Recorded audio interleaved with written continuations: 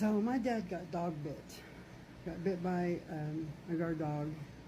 It wasn't the dog's fault. The dog was literally just doing its job. It was like locked in the shop to protect the shop.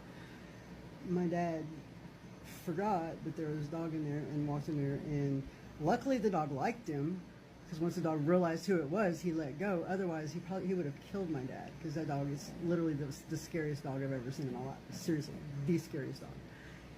Anywho, they took him to Philadelphia to the clinic. He got it dressed. It was a nasty bite on his foot. A couple days after I came home, I was like, man, we should get that looked at again, because I didn't like what it was looking. Took him to the clinic here. And mind you, all this, I had to catch up his CAHA, 130, it's 70,000 colones a month, which is like $137. And so yesterday, we took him to the clinic here in Cocoa, which is free. All of this is free. You just walk in and they're like, yeah, have a seat, we'll get to you. And you might have to wait a little bit. But anyway, I wait at Mercy and they send me like a $10,000 bill for it, so whatever.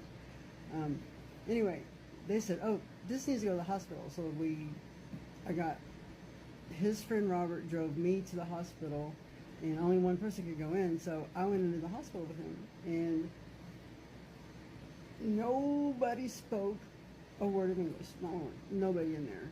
Not even like un poquito, not even a little bit. So I got my trusty Google Translator, which is like my lifeline, and God bless Verizon, because it works like a freaking charm down here. It's expensive as shit. But so they got him in and they said, go to the back. And I didn't really know where to go, so I'm just rolling him around this hospital, and I go through these doors and I come into this waiting room, and there is literally standing room only with people. There's just so many people. But everybody was sitting in their spots. Everybody was nice. The dads were like helping out with the babies, and there was no like menacing vibe in the air like it feels like when you go in like public in Southwest Missouri anyway. I don't know about the rest of the world.